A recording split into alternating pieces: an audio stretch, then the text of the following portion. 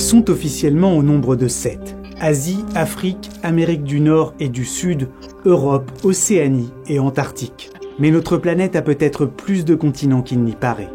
Aujourd'hui, j'aimerais vous parler de l'un de ceux qui a été oublié, d'un continent qui a vécu, mais a fini par couler, il y a de cela quelques 80 millions d'années, et qui gît actuellement à plus de 1000 mètres de profondeur, sous la surface des vagues.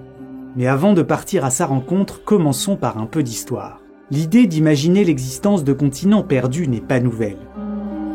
Il y a près de 2300 ans déjà, dans ses dialogues, Platon évoquait l'existence de l'Atlantide, cette île mythique qui, après avoir connu un âge d'or pacifique, aurait fini engloutie par les flots dans un cataclysme de fin du monde.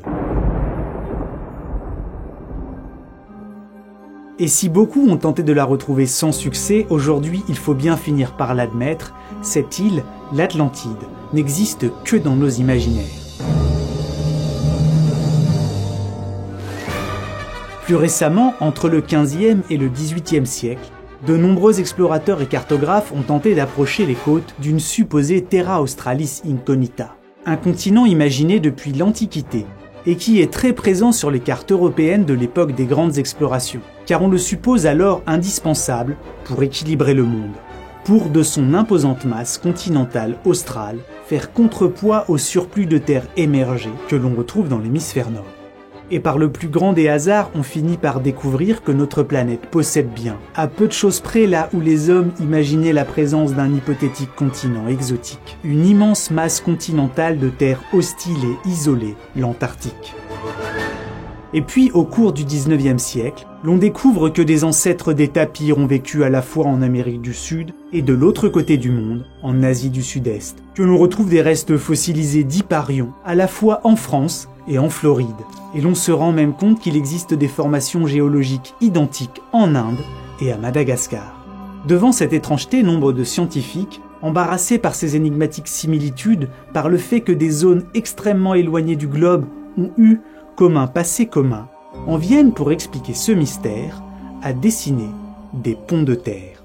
Ils imaginent alors, pour permettre aux animaux terrestres et aux plantes de se rendre de l'autre côté du monde, la présence dans le passé d'hypothétiques et larges bandes de terre, pouvant courir sur des milliers de kilomètres et reliant entre eux des continents aujourd'hui séparés par d'immenses étendues d'eau. Ainsi, à chaque fois qu'un fossile d'espèce ou qu'une formation géologique identique sont retrouvées de part et d'autre d'un océan, on sort les crayons et on relie les continents. Le souci, c'est que ces ponts qu'au XIXe siècle les géologues dessinent un peu partout dans leurs imaginations semblent, dans la réalité, avoir tous obligeamment disparu sans laisser aucune trace de leur existence antérieure. Et ce n'est qu'au milieu du XXe siècle que l'on va finir par admettre et par prouver que les continents sous nos pieds dérivent et se déplacent depuis la nuit des temps dans un jeu de puzzle géant appelé la tectonique des plaques. Il va falloir encore attendre près d'un demi-siècle pour se rendre compte qu'en réalité cela fait un petit moment déjà qu'un continent perdu a été découvert. Connu de tous, celui-ci est même habité. Des millions d'humains vivent à son sommet et posent depuis des siècles et tous les jours sans le savoir leur regard sur les parties émergées d'un véritable mastodonte qui a fini par couler. Ce qu'une équipe internationale de scientifiques a réussi en 2017 à montrer, c'est qu'il existe sous l'océan Pacifique Sud, à l'est de l'Australie, un continent englouti et qui s'étend sur une superficie totale d'environ 4 900 000 km², soit 8 fois plus grand que l'île de Madagascar, une île déjà si imposante qu'on la qualifie souvent de microcontinent. En fait, ce territoire dissimulé sous les mers est baptisé Zeelandia, et si grand qu'en prenant en compte la totalité de ses parties immergées, celui-ci atteint facilement 2 fois la taille de la plus grande île du monde, le Groenland, ou encore les 2/3 de la superficie de son imposant voisin l'Australie, une île si vaste qu'elle était littéralement considérée comme un continent. Pris dans son ensemble, l'édifice que constitue Zeelandia et qui s'élève à plus d'1 kilomètre au-dessus des fonds alentours est de très loin la plus grande structure continentale immergée de notre planète. Une structure dont seuls 6% de la surface dépasse au-dessus de l'eau. Ainsi, les îles de Nouvelle-Zélande et de Nouvelle-Calédonie, comme les quelques bouts de pierre qui percent difficilement au-dessus de la mer, tels que la fascinante pyramide de Bole, et ses 562 mètres de haut, reposent toutes sur une masse de roches prodigieusement énorme, située en dessous, et font ainsi en quelque sorte partie d'un ensemble beaucoup plus vaste, dont 94% de la superficie est aujourd'hui dissimulée sous la surface des vagues. Mais il n'en a pas toujours été ainsi. Et même si Zelandia est aujourd'hui en grande partie immergé, il fut un temps où ce continent était à l'air libre. En étudiant la nature des roches et des minéraux dont sont constituées la Nouvelle-Zélande et ses terres émergées, comme celles alentour situées sous les mers, et en les comparant avec d'autres régions du monde, les chercheurs ont pu reconstituer une grande partie de l'histoire de ce continent oublié, et découvrir qu'il a lui aussi apporté sa pièce à l'édifice du grand puzzle de la tectonique des plaques de notre planète. On pense aujourd'hui que la naissance des plus vieilles parties du continent Zelandia commence il y a de cela près de 750 millions d'années, au moment où, remontant en surface depuis les profondeurs de la croûte terrestre, d'immenses bulles de magma provoquèrent un soulèvement continental qui, échelonné sur des millions d'années, fit prendre corps au sein du supercontinent Rodinia, à ce qui deviendra plus tard Zelandia. Et les millions d'années continuent de s'écouler. Des milliers de volcans s'allument, pratiquement autant s'éteignent, des mers intérieures s'assèchent, d'autres s'ouvrent ou se ferment, des montagnes naissent puis s'étalent sous les coups de boutoir de l'érosion et du passage du temps. Et lorsque se forme enfin le supercontinent Gondwana, les prémices de Zelandia sont déjà là, arrimées au sein de la Pangée, à ce qui deviendra plus tard l'Australie et l'Antarctique. Cette pièce du grand puzzle de la tectonique des plaques représente alors environ 5% de la superficie totale des terres émergées de l'hémisphère sud. Et elle trône fièrement au-dessus des océans. Mais cela ne va pas durer. Bientôt, c'est au tour de la Pangée de commencer à se disloquer.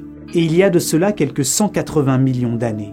Alors que le Gondwana déclinant commence à se morceler en fragments plus petits qui vont donner de leur côté les grandes masses de terre que l'on connaît. Le 8e continent, lui, va se mettre progressivement à prendre le large et à sombrer. Car Zelandia, qui jusque-là était comme comprimé entre plusieurs géants, se retrouve amputé de ses soutiens. Et pendant que l'Australie et l'Antarctique se déchirent, lui va voir sa croûte s'étirer, s'étaler et s'amincir. Et à force de prendre en épaisseur, s'étant terriblement affinée, cette dernière, incapable de s'élever au-dessus du plancher océanique, se met sur des durées de temps vertigineuses à couler. 40 millions d'années après s'être séparés de l'Australie, la descente dans les abysses du continent est pratiquement achevée. Ne subsistent alors plus à l'air libre que quelques îles dépassant difficilement à la surface des océans. Seuls vestiges des montagnes qui autrefois peuplaient ce continent en majorité sous les eaux, et dont les descendants modernes sont la Nouvelle-Calédonie et la Nouvelle-Zélande. Une île dont certaines portions sont d'ailleurs déjà passées sous les mers, il y a de cela des millions d'années avant de finir, au gré du jeu du mouvement des plaques, par remonter à la surface. Encore aujourd'hui, on y retrouve par endroits des instantanés, comme figés dans la pierre, d'une partie de la flore qui poussa sur Zelandia il y a environ 180 millions d'années, pendant la période jurassique, avant que le 8e continent ne se sépare du Gondwana. On trouve par exemple à Curio Bay, à l'extrême sud de la Nouvelle-Zélande, une forêt pétrifiée s'étendant sur une vingtaine de kilomètres. Là, au bord de la mer, on peut y voir des arbres qui, après avoir été brusquement enfouis sous d'épaisses coulées de boue volcanique, ont été progressivement remplacés par de la silice, au point de finir par se transformer en pierre. Et ces arbres fossilisés, après être restés enfouis sous terre pendant des millions d'années, sont maintenant exposés à l'air libre et au ressac des vagues, comme autant de souvenirs remontés à la surface d'une époque où n'existaient ni graminées, ni plantes à fleurs, et où conifères et fougères des milieux subtropicaux recouvraient la quasi-totalité d'un petit continent qui a depuis en grande partie sombré. Et là, peut-être vous demandez-vous dans le fond, qu'est-ce qui nous permet de considérer comme un continent à part entière, cet immense morceau de croûte ? Eh bien, même si on met de côté l'argument de sa taille, et le fait que pendant des millions d'années, Zelandia ait été émergée, il reste un dernier point crucial. Car les forages réalisés en eau profonde nous ont appris que les caractéristiques des roches qui forment cette structure démesurée sont semblables à celles qui constituent nos continents. Dit autrement, Zelandia, à la différence de la croûte océanique qui l'entoure, est majoritairement constituée de roches sédimentaires et métamorphiques. Pour faire simple, des roches qui ont été érodées et déposées à la surface, ou compressées et formées par des continents s'entrechoquant. Ainsi, bien qu'il soit sous la surface, Zelandia est d'une composition extrêmement différente de celle moyenne des fonds marins de notre planète. Et la nature des roches qui composent ce géant englouti le rapproche encore plus de nos continents, avec qui Zelandia partage aussi le fait d'avoir une densité bien moindre que celle des croûtes océaniques. C'est d'ailleurs dans l'épaisseur de sa croûte que Zelandia trouve la raison de son naufrage. Car même si celle-ci, de nature continentale, est plus épaisse de plusieurs kilomètres que la croûte océanique des fonds marins environnants, elle n'en reste pas moins sensiblement plus fine que celle de tous les autres continents de notre planète. Et ce faisant, sa croûte étant beaucoup trop fine, le 8e continent a fini par se retrouver sous les eaux. Et j'aime bien me dire que les Néo-Zélandais, comme les Nouveaux-Calédoniens, habitent sur les vestiges, les sommets persistants d'un continent disparu. Que même si le mythe de l'Atlantide, comme la théorie des ponts de terre, sont chacune à leur manière totalement passées à côté de la vérité, on a tout de même fini par trouver un continent englouti et jusque-là oublié. Qu'aurait pu être l'histoire du monde si cette imposante masse avait été suffisamment épaisse pour dépasser de la surface, s'il y avait eu, ici dans le Pacifique Sud, un continent supplémentaire. Juste pour le plaisir du jeu d'esprit, je suis preneur de vos fantaisies. Traduction, lâche-toi en commentaire et abonne-toi à mon Insta.